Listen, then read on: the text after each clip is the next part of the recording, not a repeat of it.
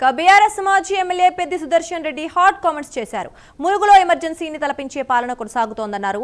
ఇసుక మాఫియా ఇక్కడ రాజ్యమేల్తోందన్నారు. ప్రశ్నించిన వారిపై విచక్షణారహితంగా దాడులకు పాల్పడుతున్నారని సుదర్శన్ రెడ్డి ఆరోపించారు. నయీం ముఠా నాయకులు ఈ జిల్లాలో కాంగ్రెస్ ను శాసిస్తున్నారని విమర్శించారు. ఈ జిల్లాలో జరుగుతున్న ఆత్మహత్యలకు మంత్రి సీతక్క బాధ్యత వహించాలని పెద్ది సుదర్శన్ రెడ్డి డిమాండ్ చేశారు. కాంగ్రెస్ పార్టీ ప్రభుత్వం, రేవంత్ రెడ్డి ప్రభుత్వం గారి యొక్క నాయకత్వంలో ములుగు జిల్లాలో పోలీస్ యాక్ట్ అమలు చేసి నిషేధాజ్ఞలు తీసుకొచ్చి సాధారణ ప్రజల యొక్క స్వేచ్ఛను హరించినటువంటి ఘనత ఇలా సీతక్క గారికి కాంగ్రెస్ పార్టీకి దక్కింది. గత 4 రోజులుగా రమేష్ అనేటువంటి అనాథ యువకుడు తల్లిదండ్రులు చిన్న వయసులో కోల్పోయినటువంటి సల్వాయి గ్రామానికి చెందినటువంటి చుక్క రమేష్ ఆత్మ బలిదానాలు పాల్పడ్డాడు. అన్ని రకాల సాక్ష్యాలను మీరే సాక్ష్యం.